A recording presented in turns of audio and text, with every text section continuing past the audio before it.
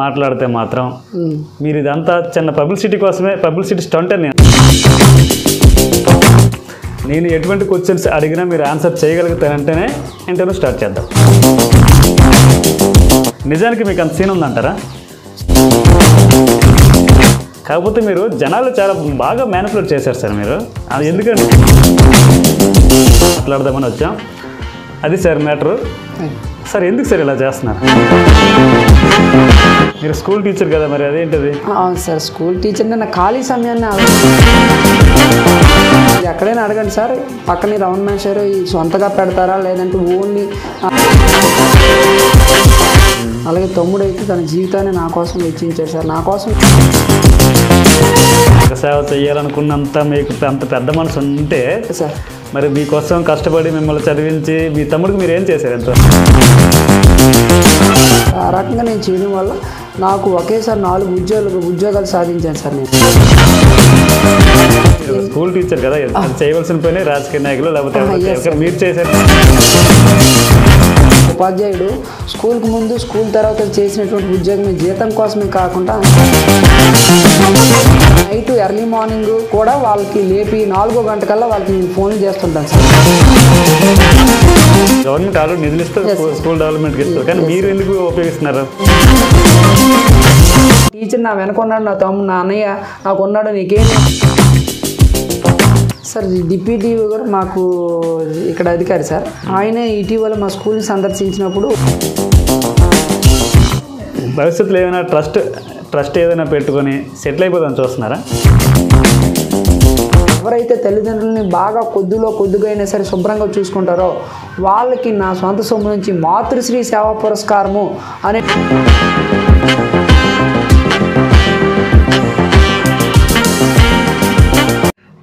అందరికీ జై శ్రీరామ్ అండి. Welcome to MS5 news.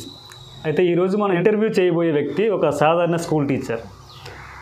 అతను సాధారణ స్కూల్ టీచరే, కాకపోతే అతను స్కూల్కి వెళ్ళామా, పాఠాలు చెప్పామా, పని అయిపోయిందా అనుకున్న టైప్ అయితే మాత్రం కాదు.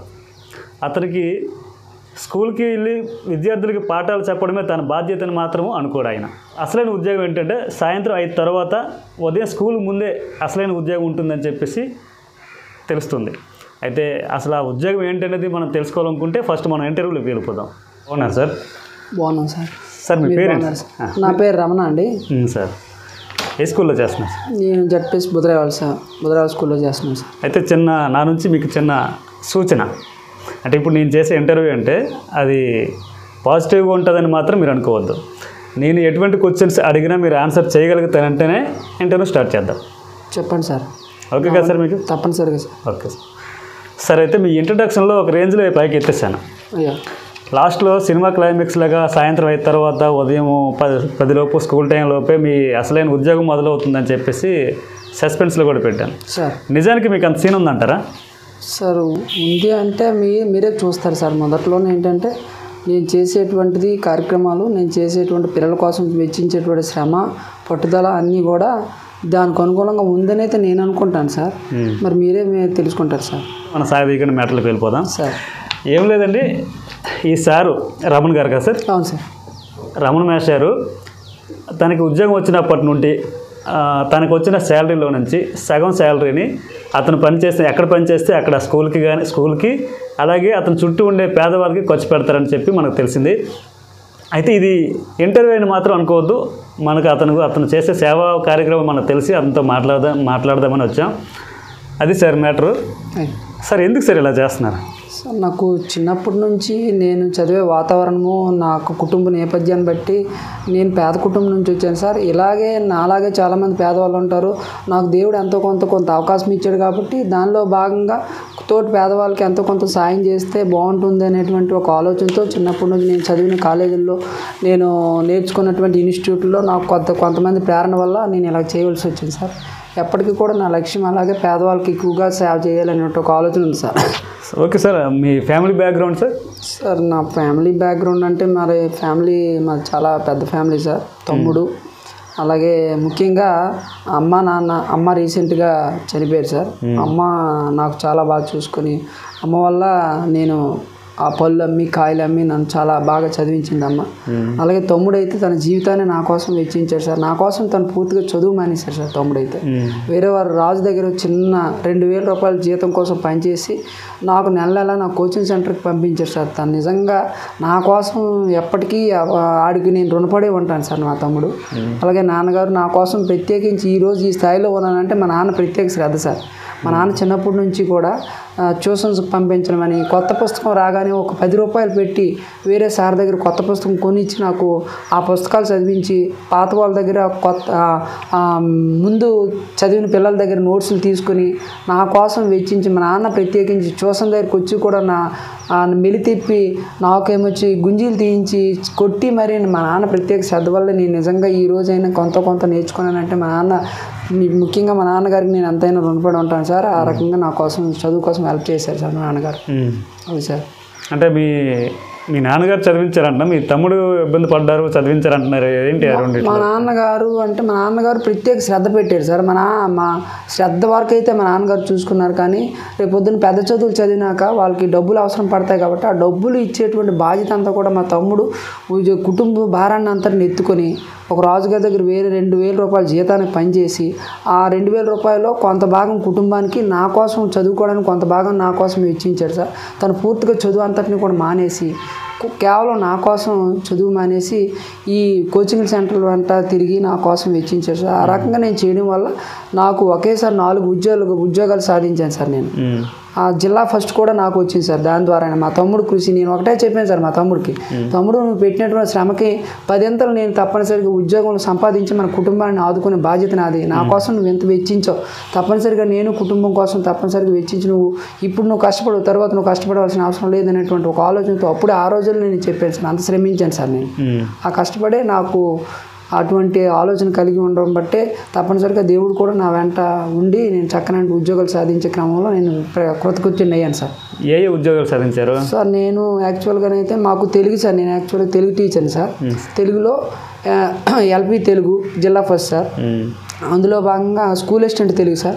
దాంట్లో మళ్ళీ మోడల్ స్కూల్లో నాకు టీజీటీ పీజీటీలు వచ్చాయి సార్. ఒకేసారి మొత్తం 4 పోస్టులు సార్ వచ్చాయి సార్. అప్పుడు పేపర్లో కూడా చాలాసార్లు వచ్చాయి సార్. చాలామంది ఇంటర్వ్యూ కూడా తీసుకున్నారు. సాక్షి, ఈనాడు అన్ని పేపర్లో కూడా వచ్చింది సార్. మా కుటుంబం గురించి కూడా వివరంగా రాసి ఉన్నారు సార్. మరి ఇప్పుడు మీరు స్కూల్ అసిస్టెంట్గా? నేను ఇప్పుడు స్కూల్ అసిస్టెంట్గా తీసుకున్నాను సార్. అవును సార్. Okay sir. మరి ఏంటి సార్ స్కూల్ పరిస్థితి, మీ పిల్లల పరిస్థితి? మా పిల్లలు మరి గవర్నమెంట్ స్కూల్లో తప్పనిసరిగా మంచి పిల్లలు ఉంటారు సార్. ఒద్దికి కలిగి అమాయకత్వంగా ఉండి మా పేద పిల్లలందరూ కూడా గవర్నమెంట్ స్కూల్కి వస్తుంటారు సార్. వాళ్ళని మన జీవితాన్ని పనంగా పెట్టి వాళ్ళని కానీ ఆ మట్టిలో మాణిక్యాల్లాగా వాళ్ళని కానీ మనం కొద్దిగా శ్రమ పెడితే తప్పనిసరిగా వాళ్ళు కూడా మిగతా ఎందుకు అడిగానంటే ఇందాక మేము మీ దగ్గర రాగానే పిల్లలందరూ మీ దగ్గరికి వచ్చేసి అవును సార్ మీ గురించి చాలా మా గొప్పగా మాట్లాడుతున్నారు, అందుకని అడుగుతున్నాను. అవును సార్. అవును సార్. ఏంటి పిల్లలు బాగా ఇచ్చేసారని సార్? అంటే పిల్లలు యాక్చువల్గా వాళ్ళు సున్నిత మనస్కులు సార్. వాళ్ళలో ఎటువంటి కల్మషం అనేది ఉండదు సార్. ఎవరైతే టీచర్ ఎవరైతే కష్టపడతారో, ఎవరైతే వాళ్ళకి ఎటువంటి బాధ లేకుండా ఇబ్బంది లేకుండా చక్కగా చూసి పాఠాలు చెప్పడమే కాదు సార్ టీచర్ పని, వాళ్ళని ప్రేమగా చూసుకోవడం, వాళ్ళకి బాగోగుల్ని, వాళ్ళు నిజంగా ఎందుకు చదవలేకపోతున్నాడనే భావాన్ని కూడా తెలుసుకొని వాళ్ళ మనసులకు కత్తుకునే విధంగా వాళ్ళని నొప్పించుక చక్కగా చెప్పేవాడే టీచర్ సార్ నా ఉద్దేశంలో. అంటే నేను ఆ రకంగా వాళ్ళని అనిపించానేమో అనేటువంటి చిన్న భావన సార్ మరి నాకు. సార్ ఇందాక మేము వస్తుంటే సార్ మీ ఊరు ఎంట్రన్స్లో ఒక ఐ లవ్ బుధరావల్స్ అని ఉంది. అవును సార్. అది మీరే పెట్టించారని చెప్పి అంటున్నారు. అది పెట్టించడానికి కారణం ఏంటి సార్? అంటే నేనే పెట్టించాను సార్. అంటే మీరు స్కూల్ టీచర్ కదా, అది చేయవలసిన పని రాజకీయ నాయకులు లేకపోతే మీరు చేశారంటే ఏంటి కారణం? సార్ అవి యాక్చువల్లీ మంచి ప్రశ్న అడిగారు సార్ మీరు. ఎందుకంటే నాకు ఊరి మీద ఉన్నటువంటి ప్రేమతో చేశాను సార్. ఎందుకంటారా, చాలా ఊర్లలో అరకు కానీ విజయనగరం కానీ వైజాగ్ కానీ చూసే చాలా ప్రాంతాల్లో అటువంటి బోర్డులు కనిపించి ఆ ఊరిని అభిమానించే వాళ్ళు ఎవరు పెట్టారో నాకు తెలియదు. కానీ నా ఊరికి ఎందుకు ఇలాంటివి ఉండకూడదని చెప్పేసి నా 1 నెల జీతం తీసుకొచ్చి కొన్ని రోజులు శ్రమించి ఢిల్లీ నుంచి మా ఫ్రెండ్ వస్తే వాడి పట్ల ప్రత్యేకించి వాడికి అభిమానించి వాడికి ఎలాగైనా సరే ఈ పని చేసి పెట్టని చెప్పేసి ఆ బోర్డుని తయారు చేసి నా ఊరి పట్ల అభిమానంతో అది పెట్టించాను సార్. నా ఊరికి ఎందుకు ఉండకూడదు అనేటువంటి ఒక భావన సార్. మంచి ఆలోచన సార్. Sir okay sir. అయితే ఇందాక నేను మధ్యలో సస్పెన్స్ పెట్టి వదిలేసాను అన్న, అయ్యా మీకు సాయంత్రం 5 తర్వాత ఉదయం 10 లోపు అసలే ఉద్యోగం ఉంటుందని చెప్పేసి వదిలేసాం అక్కడ. అసలు ఏంటి సార్ ఆ ఉద్యోగం, అసలైన ఉద్యోగం అంటే ఏంటి సార్ అది? సార్ మంచి ప్రశ్న సార్. ఎందుకంటే అసలైన ఉద్యోగం అంటే ఉపాధ్యాయుడు స్కూల్కి ముందు స్కూల్ తర్వాత చేసినటువంటి ఉద్యోగమే, జీతం కోసమే కాకుండా నిజంగా స్కూల్ ముందు నేను ఎర్లీ మార్నింగ్ లేచిన తర్వాత నుంచి నేను ఎక్కువగా స్కూల్ కోసం ఎక్కువ కొన్ని విషయాలు ఆలోచిస్తుంటాను సార్. ఎందుకంటే ఈ ఊరు లోకల్ వ్యక్తిని కాబట్టి ప్రతి అంచెలంచెలుగా ప్రతి విద్యార్థి గురించి నాకు తెలుసు సార్. ఏ విద్యార్థిని ఏ విధంగా చేస్తే బాగుంటుంది, వాడు చదవకపోతే వాడి ఇంటి దగ్గరికి వెళ్ళి కుటుంబంతో నేరుగా మాట్లాడి కూడా వాడికి ఏదో రకమైన హెల్ప్ చేస్తే, ఈ పుస్తకం లేదనో ఈ పెన్ లేదనో వీడు ఎందుకు చదవట్లేదనో అనే అంశంతో వాడికి చెప్పినట్లయితే వాడు నిజంగా కొంతవరకు స్థిరపడతాడని ఒక ఆలోచన ఉంది సార్. అయితే నేను స్కూల్ ముందు అంటారా, నేను 8 కల్లా స్కూల్కి వెళ్తాను సార్. 8 కల్లా వెళ్ళి ఈలోగా స్కూల్ పర్మిషన్స్లో ఉన్నటువంటి అన్ని అంశాల పట్ల ఒక సమగ్రమైన అవగాహనతో కలిగి ఉంటాను సార్.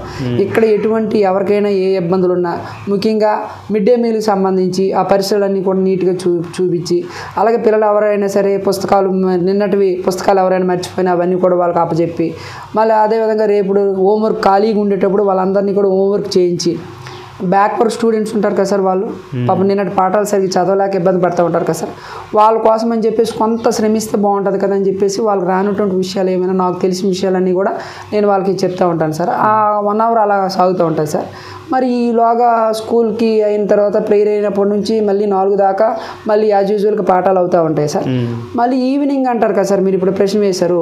ఈవినింగ్ 4 తర్వాత ఏంటనేది, 4 తర్వాతే చాలా ఖచ్చితమైనటువంటి వర్క్ జరుగుతూ ఉంటుంది సార్. ఎందుకంటే నేను ఈ ఊరు వ్యక్తిని కాబట్టి స్పెషల్గా ముఖ్యంగా 10వ తరగతి విద్యార్థులకి నేను ఏం చేస్తానంటే, ఒక వేరే క్లాసుల నుంచి వేరే మన పక్కపక్క ఉన్నటువంటి టీచర్లని అందరిని రప్పించి నేను కూడా కొంత శ్రమించి అదనపు సమయం వెచ్చించి వాళ్ళకి డౌట్ అయినటువంటి అన్ని పాఠ్యాంశాలపై ముఖ్యంగా పిఎస్ అలాగే శ్వాసలు ఈ పాఠ్యాంశాలను బోధించడానికి నేను శ్వాసలు బోధిస్తాను సార్. అదనంగా నేను తెలుగు టీచర్ అయినా కూడా నేను శ్వాసలు బోధించి ఒక 1 అవర్ వాళ్ళ మీద వెచ్చిస్తాను సార్. అలాగే పక్కన ఉన్నట్టు ఎవరో టీచర్ని హెల్ప్ తీసుకుని అందులో భాగంగా వాళ్ళు పిఎస్ చెప్పేస్తాను సార్. ఎక్కడైతే ఏదైతే లోపం ఉంటుందో మా స్కూల్లో కొద్దిగా ఎవరైనా పెద్దవాళ్ళు ఏంటి చెప్పలేకపోయినా వాళ్ళు ఇబ్బంది పడుతున్నా మా ఊరు పిల్లలుగా ప్రత్యేకించి ఇక్కడనే కాదు సార్, మా ఊరు పిల్లలనే కాదు, నేను ఏ స్కూల్లో ఉన్నా కూడా నేను ఆ రకంగానే పిల్లల పట్ల ప్రత్యేక శ్రద్ధ కలిగి ఉండి చేయిస్తాను సార్. మరి ఆ తర్వాత 4 నుంచి 5 వరకు ఆ క్లాసులు సాగుతూ ఉంటాయి సార్. ఇక 5 తర్వాత నుంచి నేను ఇక్కడ బండి వేసుకుని నేను ఊరిలో తిరుగుతూ ఉంటాను సార్. ఊరిలో తిరిగి ఎవడైనా బయటని ఏమైనా తిరిగినా, చెరువులు వెంబడి కానీ అటు ఇటు ఎక్కడికైతే వెళ్ళినా వాళ్ళందరికీ ప్రత్యేకంగా వాళ్ళ ఇంటి దగ్గరికి వెళ్ళి చెప్పి మళ్ళీ నైట్ ఎర్లీ మార్నింగ్ కూడా వాళ్ళకి లేపి 4వ గంట కల్లా వాళ్ళకి నేను ఫోన్లు చేస్తుంటాను సార్. 4వ గంటకు ఫోన్ చేసి వాళ్ళందరికీ చదివించి ఏం చదవాలి ఏంటి అనేది మా పిల్లలకి నేను తెలియజేస్తుంటాను సార్. ఓకే, ఇప్పుడు మీ గురించి పిల్లలు ఏమనుకుంటున్నారో ఒకసారి చూద్దాం సార్. మా రవణ్ సార్ చాలా మంచివారు. అతను మా కోసం 3:30కి లెగిసి అందరికీ క్లాస్ మొత్తం నెంబర్స్ తీసుకొని మమ్మల్ని లేపి మమ్మల్ని చదివించి చాలా ఉత్తీర్ణులుగా చేయాలని సార్ కోరిక. అతను మాకు సమ్మర్ హాలిడేస్లో కూడా సమ్మర్ క్లాస్ పెట్టి అందరినీ చాలా బాగా ఎంకరేజ్ చేసేవారు. అతను ఈ స్కూల్కి ఊరికి చాలా మంచి సహాయాలు అందించారు. పోయిన సంక్రాంతికి కూడా అతను ఉత్తమ కొడుకు కూతురు అవార్డును కూడా ఇచ్చారు.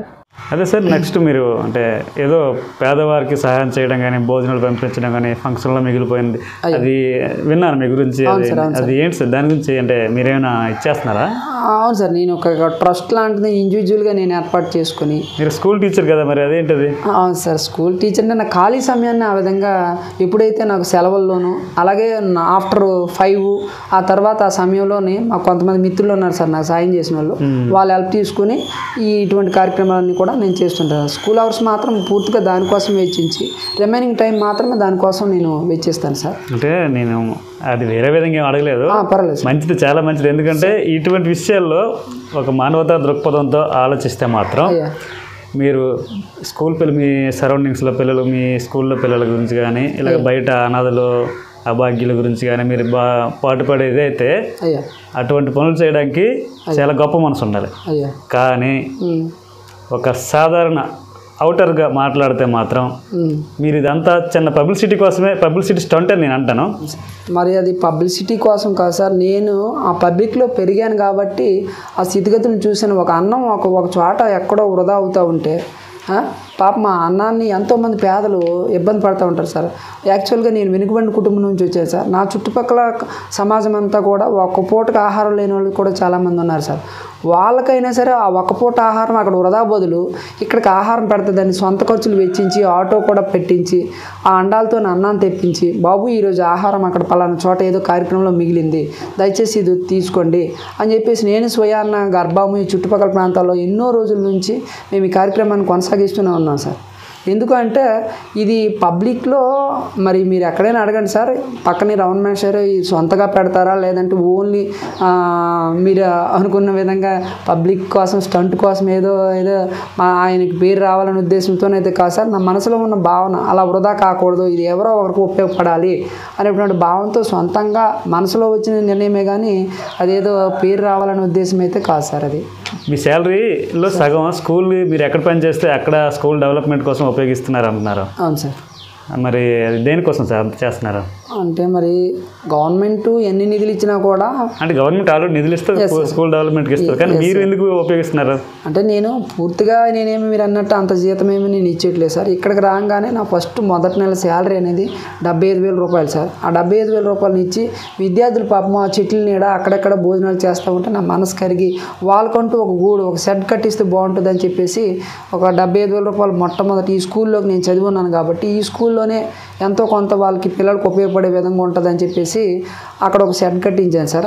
ఆ విధంగా చేస్తూ ఉన్నాను. కానీ జీతం అంతా ఇచ్చేటువంటి ఉదారభావం అనేది ఉంటుంది. ముందు అలాంటి కార్యక్రమాలు కూడా మీ మాట ఎందుకు వచ్చిందో అలా కూడా చేసే క్రమంలో నేను ముందుకెళ్తానని కూడా నేను చేస్తూ ఉన్నాను సార్. సరే, అంటే మీరు అంత సంఘ సేవ చేయాలనుకున్నంత మీకు అంత పెద్ద మనసు ఉంటే సార్, మరి మీకోసం కష్టపడి మిమ్మల్ని చదివించి మీ తమ్ముడికి మీరు ఏం చేశారు ఎంతవరకు అయితే?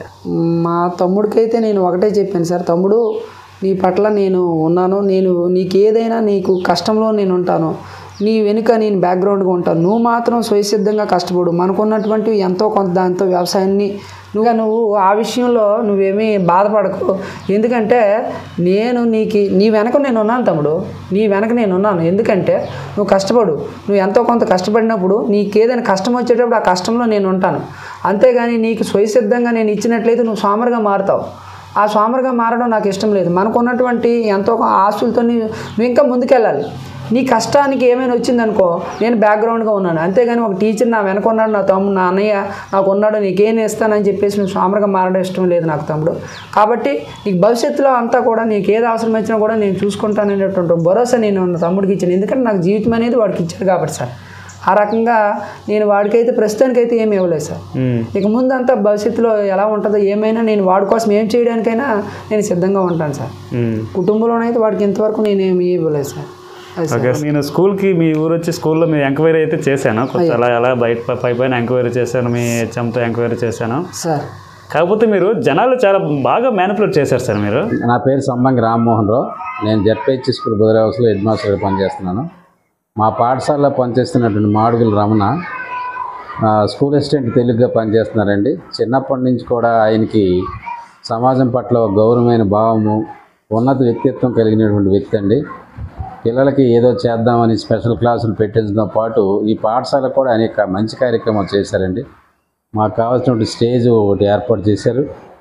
అలాగే వాళ్ళ అమ్మ నాన్నల పేరున అక్కడ ఎండిఎంకి సంబంధించి రేకుల షెడ్ ఒకటి వేయించారండి. అలాగే సరస్వతిదేవి విగ్రహం, తర్వాత గాంధీ బొమ్మతో పాటు మన ఇంకా పక్కన ఉండేటువంటి మరొక విగ్రహం కూడా ఆయన ఏర్పాటు చేశారండి. అలాగే ఈ 10th క్లాస్ పిల్లలకి స్పెషల్ క్లాసులు రకరకాల ఉపాధ్యాయులు తెప్పించి వాళ్ళకు ఉండే డౌట్లు తీర్చడానికి టీచర్స్ని కూడా పక్క పాఠశాల నుంచి ఆయన తెలిసిన వ్యక్తిని తెప్పించి ఆయన చక్కగా చదువు చేపిస్తున్నారు సార్.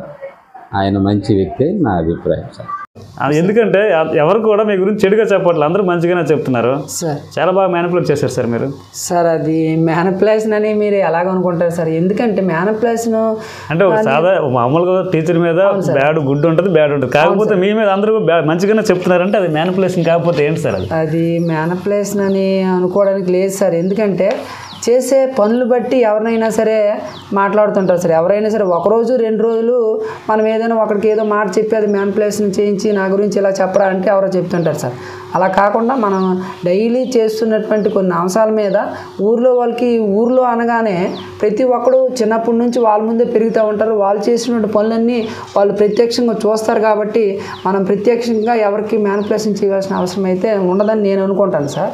ఎందుకంటే వాళ్ళు ప్రత్యక్షంగా చూస్తారు కాబట్టి ఒకరోజు 2 రోజులు ఇది ఉండేటువంటి అంశం కాదు కదా సార్. డైలీగా అప్పటి నుంచో నాకు ఇప్పుడు గతగా 38, 39 వచ్చేస్తున్నాయి సార్. ఇన్ని సంవత్సరాల నుంచి కూడా వాళ్ళ ముందే పెరిగాను కాబట్టి నేనేం చేస్తానో వాళ్ళు ప్రత్యక్షంగా చూస్తారు కాబట్టి ఇక మ్యానిపులేషన్ అంతగా అవసరం లేదైతే నేను అనుకుంటాను సార్. స్కూల్ కోసం మీరు ఎక్కడ పని చేస్తే అక్కడ పాఠశాల కోసం బాగా ఇచ్చేస్తున్నారు, మీ ఫుల్ ఎఫర్ట్ పెడుతున్నారు సార్. మీకు ఏదైనా మంచి కాంప్లిమెంట్ ఏదైనా వచ్చిందా? ఇప్పుడు నాకు తెలిసింది ఏంటంటే డిప్యూటీ డివి గారు వచ్చి మీతో మాట్లాడారు తెలిసిందే, ఏంటి సార్ అది? సార్ డిప్యూటీ గారు మాకు ఇక్కడ అధికారి సార్. ఆయనే ఇటీవల మా స్కూల్ని సందర్శించినప్పుడు నేను చేసినటువంటి ఆ స్కూలు అభివృద్ధి పనులన్నీ కూడా నేను FACHMగా కూడా చేశానండి. ఇవన్నీ చూస్తూ నిజంగా నీలాంటి వాడు ఈ టైంలో ఇలాగ ఎవరు ఉండరయ్యా, స్కూల్ కోసం ఇంత సమయాన్ని వెచ్చించి ఇంత సొమ్మును వెచ్చించినటువంటి వ్యక్తివి, నిజంగా నీ కోసం నేను ఏదైనా ప్రత్యేకించి నీకు ఇటువంటి మంచి పనులు చేసే ఇంకొంతమంది ప్రేరణ కలిగే విషయాలన్నీ నీకు కూడా పెడతాను, ఇంక భవిష్యత్తులో నిన్ను ప్రత్యేకంగా కలుస్తాను, నువ్వు చాలా చక్కగా చేస్తున్నామని చెప్పేసి డిప్యూటీ గారు నన్ను ప్రశంసించారు సార్. నాకు చాలా ఆనందం అనిపించింది సార్ ఆ విషయంలో. అలాగే మరి చాలామంది మా యూనియన్ నాయకులు కూడా వచ్చి ఇక్కడ నన్ను అభినందించడం అనేది పేపర్లో కూడా చాలా విషయాలు వచ్చాయి సార్. వాళ్ళందరూ నన్ను అభినందించారు సార్. నేను వాళ్ళకి చెప్పే సమాధానం ఏంటి సార్, ఏదో చిన్నవి చేస్తున్నాను సార్, ఏముంది ఇంక ముందు మీ ఆశీస్సులతో ఇంకా కొన్ని మంచి కార్యక్రమాలు చేయాలనేటువంటి ఆలోచన అయితే ఆ రకంగా నన్ను ఆశీర్వదించండి సార్ అని చెప్పేసి నేను వాళ్ళ దగ్గర ఆశీర్వాదం తీసుకున్నాను సార్. అయితే మీరు ఈ మధ్య ట్రాన్స్ఫర్స్ ఏమైనా వస్తే మీరు పెట్టుకునే అవకాశం ఏమైనా ఉందా? సార్ మొన్నటికి అంటే ప్రభుత్వం మారింది కదా సార్, ట్రాన్స్ఫర్లు పెట్టే ఆలోచనలు అయితే ఉండి సార్. మరి పిల్లలు అందరూ కూడా చాలామంది మేషర్ మీరు ఇంత చక్కగా ఇక్కడే చెప్తా ఉన్నారు, మా కోసం ఎంత టైం ఇచ్చేస్తూ ఉన్నారు, నైట్ టైం కానీ ఏ టైం ఎప్పుడైనా మా కోసం ఆలోచించేటువంటి మనిషి మీరు ఒకరు ఉండాలి అని చెప్పేసి చాలామంది పిల్లలు నా దగ్గరకు వచ్చి ఇక్కడ ట్రాన్స్ఫర్ గురించి ఆలోచనే లేకుండా నన్ను ఇక్కడ బంధం వేసినట్లు ఉంచేశారు సార్. యాక్చువల్గా అయితే లేకంటే నేను మా ఊరైనా కూడా నేను వేరే చోటుకి వెళ్తే ఊర్లో చేయకూడదు అనేటువంటి ఒక భావన కలిగి ఉండి నేను వేరే చోటుకి వెళ్ళిపోవాలని ఒక ఆలోచన కలిగి ఉండేవాడిని సార్. కానీ చాలామంది పిల్లలు నాకు ప్రత్యక్షంగా కూడా కలిసి మేషారు మీరు ఉంటే మాకు ఇన్స్పిరేషన్ ఉంటుంది మేషారు, మీరు చేసేటువంటి సామాజిక కార్యక్రమాలు కానీ అలాగే మీరు చేసేటువంటి పిల్లల పట్ల ప్రత్యేక శ్రద్ధ కానీ మీరు కేరింగ్ కానీ ఇవన్నీ కూడా మమ్మల్ని బాగా ఆకర్షించే మేషారు. చాలామంది నా దగ్గర వచ్చి ప్రత్యేకించి బాధపడి మాట్లాడిన సందర్భాలు ఉన్నాయి సార్. దాని వెనుక ప్లస్ గవర్నమెంట్ కూడా ఇంకా వెనుకడుగు వేసింది సార్ బదిలీల విషయంలో. ఆ రకంగా మరి ఇంకా ట్రాన్స్ఫర్ కూడా పెట్టుకోలేదు సార్. మరి చిన్న క్వశ్చన్ ఏంటంటే మీరు ఇంత సంఘ సేవ చేస్తున్నారు, జనాలకి అనాథలకి ఉపయోగపడుతున్నారు, భోజనం పెడుతున్నారు అంటున్నారు, స్కూల్ బాగా స్కూల్కి వెళ్తే చాలా దగ్గర చూసాను స్కూల్ డెవలప్మెంట్ చేస్తున్నారు. అయితే మీ భవిష్యత్తు కార్యాచరణ ఏంటి సార్? అంటే భవిష్యత్తులో ఏమైనా ట్రస్ట్ ఏదైనా పెట్టుకొని సెటిల్ అయిపోదామని చూస్తున్నారా? సార్ నేను ఆల్రెడీ ఎంతో కొంత దేవుడు నాకు ఇచ్చినటువంటి ఉద్యోగం ఉంది సార్. ఇంకా ఆ ట్రస్ట్ అవి పెట్టి దాని ద్వారా అని కాకుండా ఏదైనా అలాంటివి పెట్టి ఒక సామాజిక కార్యక్రమాలు ఇంకా ఎక్కువ మందికి సేవ చేయాలని ఒక తలంపు అయితే ఉంది సార్. నేను యాక్చువల్గా మీరు అన్నట్టు బాగా గుర్తు చేశారు, నేను కొత్తగా MR ఫౌండేషన్ అనేటువంటి ఒక ట్రస్ట్ని కూడా ఏర్పాటు చేసి సొంతంగా ఈ మధ్య అవును సార్ ఈ మధ్య రిజిస్ట్రేషన్ ప్రక్రియ కూడా కొనసాగుతుంది. ఎస్ సార్ ఈ మధ్యనే రిజిస్ట్రేషన్ ప్రక్రియ కూడా కొనసాగుతూ ఉంది సార్. అది MR ఫౌండేషన్ మా అమ్మగారు ఇటీవల రీసెంట్గా ఎక్స్పైర్ అయ్యారు సార్.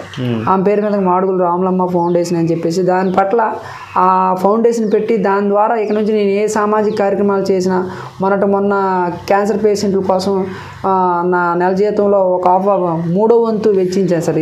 రీసెంట్గా ఈ గార లక్ష్మి అనే అమ్మాయికి అలాగే వెల్దుర్తి అప్పలనాయుడు అనే ఒక వ్యక్తికి ఇలాంటి వాళ్ళకి అందరికి కూడా నేను క్యాన్సర్ పేషెంట్లు వాళ్ళకి కొంత సొమ్ము ఇచ్చి పాపం వాళ్ళు హెల్త్ ఎంతో కొంత బాగోవడానికి ఫ్రూట్స్ కోసం అని చెప్పేసి వాళ్ళకి ఇచ్చాను సార్. మరి ఈ ట్రస్ట్ అనేది ఎందుకు పెడుతున్నాను అంటే ఇంకా ఎక్కువ మందికి ఇంకా మోర్ బెనిఫిట్స్ అనేది ఇంకా పేద వెళ్ళాలనేటువంటి ఒక ఆలోచన అయితే ఉంది సార్. ప్రతి సంక్రాంతికి నేను ఏం చేస్తానంటే సార్ నిజంగా ఇది మనస్ఫూర్తిగా నాకు తల్లి లేదు కాబట్టి కుటుంబంలో తల్లి ఆవశ్యకతను తెలియజేయడానికి ఈరోజు పేపర్లో మనం టీవీలో చూస్తామంటే ప్రతి ఒక్కరు తల్లిదండ్రులని మన రెక్కలు వచ్చిన తర్వాత మన బిడ్డలను దూరంగా ఆ తల్లిదండ్రులు దూరంగా విసిరేసి వృద్ధాశ్రమంలో పెడతా ఉన్నారు సార్. అది నన్ను బాగా కలిసివేసింది సార్ ఆ విషయం. అందుకని చెప్పేసి ఎవరైతే తల్లిదండ్రులని బాగా కొద్దిగా అయినా సరే శుభ్రంగా చూసుకుంటారో వాళ్ళకి నా సొంత సొమ్ము నుంచి మాతృశ్రీ సేవా పురస్కారము అనేటువంటి ఒక పురస్కారం ఇస్తా ఉన్నాను సార్ వాళ్ళకి. అంటే తద్వారా వాళ్ళకి గుర్తింపు సార్. మొన్న 10,000 మంది సమక్షంలో మాకు సంక్రాంతి సంబరాలు అవుతూ ఉంటాయి సార్ ప్రతి సంవత్సరం కూడా. ఆ సంబరాల్లో ఊరు మొత్తం మీద కూడా తల్లిదండ్రులను ఎవరినైతే బాగా చూసుకుంటారో వాళ్ళ కోసం వెచ్చించి వాళ్ళ దగ్గరికి స్టేజ్ మీదకి అందరి సమక్షంలో వాళ్ళకి సన్మానం చేసి కొంత డబ్బులు ఇచ్చి ప్రశంసా పత్రాలు ఇచ్చి ఒక మెడల్ ఇచ్చి ఆ రకంగా నేను సమాజం కోసం ఎంతో కొంత తల్లిదండ్రుల పట్ల నిబద్ధత కలిగిన వ్యక్తుల్ని వెలికితీసి సమాజానికి ఒక రూపు ఇచ్చి తల్లిదండ్రులని ఎలా చూసుకోవాలనేటువంటి ఆవశ్యకతను తెలియజేయాలని ఒక కాన్సెప్ట్తో నేను అవార్డుని ఇస్తా ఉన్నాను సార్. అంటే మీరు సొంతంగా ఇస్తాను మీ ఫౌండేషన్? అవును సార్, నా ఫౌండేషన్. అంటే తల్లిదండ్రులను జాగ్రత్తగా చూసుకునే వాళ్ళకి మాతృశ్రీ సేవా పురస్కారం ఇస్తున్నారు. అంటే బహుమతి ఏమి ఇస్తున్నారా?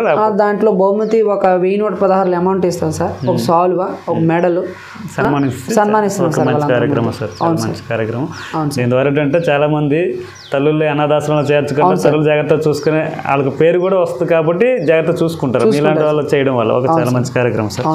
అయితే మరి ఇంత చేస్తున్నారు కదా, సేవా కార్యక్రమాలని ఎవరు గుర్తించలేదు, ఎంతవరకు గుర్తించకపోవడం ఏంటి సార్? సార్ మరి సేవా కార్యక్రమాలను గుర్తించకపోవడం అంటూ మరి జరిగినాయి సార్. గుర్తించలేదు కాదు, గుర్తించారు.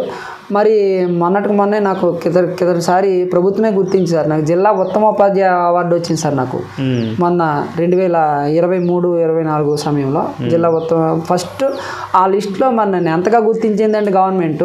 జిల్లా ఉత్తమోపాధ్యాయ అవార్డు లిస్టులో నేనే మొదట ఉన్నాను సార్. అందులో ఆ లిస్టులో నా పేరే మొదట ఉంది సార్. మరి ప్రభుత్వం గుర్తించిందనే కదా సార్ దాని ఉద్దేశం. మరి అలాగే రీసెంట్గా మొన్న నియోజకవర్గ స్థాయి ఉత్తమోపాధ్యాయ అవార్డు ఈ సంవత్సరం వచ్చింది సార్. మొన్న మరి దాంట్లో భాగంగానే ఇటీవల మళ్ళీ రేపు 2వ తారీఖుని అరకులో ఒక స్వచ్ఛంద సంవత్సరాన్ని ప్రత్యేకించి నేను చేసేటువంటి సామాజిక కార్యక్రమాలు, ఉపాధ్యాయుడిగా మీరు ఇన్ని సామాజిక కార్యక్రమాలు చేస్తున్నారు కాబట్టి అరకులో నన్ను సన్మానించబోతా ఉన్నారు సార్ 2వ తారీఖు సార్. మరి అలాగే మరి మన మిత్రులు కానీ అలాగే మన ఎంఈఓ గారు ప్రత్యేకించి ఏ సందర్భంలోనైనా సరే మరి ఈయన సామాజిక కార్యక్రమాలు చేస్తాడు కాబట్టి అలాగే విద్యార్థుల పట్ల ప్రత్యేక శ్రద్ధ కలిగి ఉంటాడు కాబట్టి ఈయన్ని ఎక్కడైనా సరే మంచిగా మాట్లాడమనే కాంప్లిమెంట్లు కూడా నాకు వస్తూ ఉంటాయి సార్. మరి కాంప్లెక్స్లోనైనా ఎక్కడైనా సరే నేను ప్రత్యేకించి మాట్లాడుతుంటాను సార్ ఆ విషయాల్లో. మరి అందరూ మరి ఆ రకంగా గుర్తించినట్టే కదా సార్ అని నేను అనుకుంటున్నాను సార్. మరి ఓకే సార్. అయితే మీరు చివరిగా విద్యార్థులకి ఎటువంటి సందేశం ఇద్దాం అనుకుంటున్నారు సార్? విద్యార్థులకి ఏదైనా కష్టే ఫలి సార్. కష్టాన్ని ఇష్టంగా మలుచుకొని ఎవరైతే ముందుకి మన కుటుంబ నేపథ్యాలన్నిటి కూడా పక్కన పెట్టి మనకి అబ్దుల్ కలాం మాట అన్నట్లు నువ్వు పేదవాడిగా పుట్టచ్చు కానీ పేదవాడిగా చనిపోవడం అనేది నీ తప్పే అంటాడండి. కాబట్టి అలాగా ఈ కాలంలో ప్రభుత్వ పాఠశాలలో చదివిన ప్రతి ఒక్కడు పేద విద్యార్థిగానే ఉంటాడు సార్. కానీ మా ఉపాధ్యాయుల సహకారంతో కానీ వాళ్ళని కానీ చక్కనైనటువంటి సహకారం అందిస్తే మాత్రం తప్పనిసరిగా వాళ్ళు కూడా మట్టిలో మాణిక్యాల్లాగా వెలుగొందవచ్చు. కష్టే ఫలి సార్. కష్టపడాలి, ఏదైనా ఇష్టంగా మలుచుకొని ముందుకు వెళ్తూ ఉంటే విద్యార్థులు ఇక్కడ వాళ్ళే సార్. ఈ రోజులు మనం చూసుకుంటా ఉంటే ఈవెన్ ఐఏఎస్ కానీ ఐపీఎస్ కానీ చాలా అనేక పోస్టులన్నీ కూడా ప్రభుత్వ పాఠశాల నుంచి వెళ్ళిన వాళ్ళకే దక్కాయి సార్. అలాగే మా పిల్లల కోసం అని చెప్పేసి వాళ్ళకి ప్రతిసారి ఇన్స్పిరేషన్ ఇస్తూ ఉంటాం సార్. వాళ్ళు ఆ విధంగా ముందుకు వెళ్తారని కూడా మేము అనుకుంటున్నాం సార్. ఆ రకమైన ట్రైనప్ వాళ్ళకి నేనైతే చెప్పదలుచుకున్నాను సార్ విద్యార్థులకి. Okay sir. అంటే మీరు ఇన్ని సేవా కార్యక్రమాలు చేస్తున్నారు కదా సార్, మీరు ఎవరిని ఇన్స్పైర్ చేసుకుని చేస్తున్నారు సార్? అది ఏమైనా ఇన్స్పిరేషన్ ఎవరు ఉన్నారా? ఇన్స్పిరేషన్ అంటే నేను పుట్టిన నేపథ్యం సార్. అది ఇన్స్పిరేషన్ నేను చదువుకున్నటువంటి పరిస్థితులు, నేను పుట్టిన నేపథ్యం, వీటిలన్నిటి బట్టే తప్ప నేను కొన్ని ఇన్స్టిట్యూషన్లు అంతా కూడా నేను అవనగడ్డలో చదువుకున్నాను సార్. అవనగడ్డలో ఒక కోచింగ్కి వెళ్ళాను సార్ 1 year. అక్కడ కొన్ని సామాజిక కార్యక్రమాలను చూశాను సార్. అప్పుడే నేను అనుకున్నాను సార్, నాకు వచ్చిన జీవితంలో తప్పనిసరిగా ఎంతో కొంత సమాజానికి వెచ్చించాలి అనేటువంటి ఒక ఆలోచన నాకు కలిగింది సార్. అలాగే నేను కొన్ని చిన్న అంతకుముందే నాకు ఉద్యోగం రాకముందే కొన్ని పేద సంఘాల్లో పనిచేశాను సార్. చిన్న వచ్చి పేదవాళ్ళని మొబిలైజ్ చేసేటువంటి సంఘాల్లో పనిచేశాను సార్. వాళ్ళు పడే ఆవేదన, పేదల పట్ల వాళ్ళు చూపే జాలి నిజంగా నాకు బాగా కలిసివేసింది సార్. అలాగ నేను రేపొద్దున్న అదే సార్ నన్ను ఇన్స్పిరేషన్ రప్పించింది సార్. ఆ ఇన్స్పిరేషన్ రప్పించి నేను ఎలాగైనా సరే నేను చదువుకున్న ఉద్యోగానికి, నేను చదువుకున్న చదువుకి నేను కష్టపడి ఉద్యోగం సాధించి ఎంతో కొంత నా వంతు సమాజానికి ఇవ్వాలనేటువంటి ఆలోచన నా చిన్నప్పటి నుంచే నాకు ఏర్పాటైంది సార్. ఆ కుటుంబ నేపథ్యం సార్ అదంతా కూడా. కుటుంబం అమ్మ నాన్న చాలా కష్టం సార్, కటిక పేదరికం. ఒక్కరోజు కూడా అంటే ఒక్కరోజు అని కాదు, సాధారణంగా 3 పూటలు ఆహారం తినేటువంటి పరిస్థితి అయితే నాకు చిన్నప్పుడు లేదు సార్. Okay sir. అది sir. Okay sir, thank you sir. మీ విలువైన సమయాన్ని మాకు ఇచ్చారు. Thank you sir. అయితే మనం అనుకున్నది అయితే వమ్ము కాలేదు. సార్ అయితే చాలా వరకు కూడా తనకు సాధ్యమైనంత వరకు కూడా ప్రజాసేవ చేస్తూనే, అలాగే అతను స్కూల్లో ఎక్కడ పనిచేస్తే ఆ స్కూల్లో విద్యార్థులకి ఫుల్ మోటివేట్ చేస్తూ వాళ్ళని చదువుకునే దృష్టిలో, చదువుకునే కోణంలో వాళ్ళని ట్రైన్ చేస్తున్నారు. Okay sir, thank you. మీరు ఇలాగే సేవా కార్యక్రమాలు చేస్తూ ఇంకా చాలామందికి ఉపయోగపడాలని కోరుకుంటున్నాను సార్. ధన్యవాదాలు సార్. నమస్తే సార్.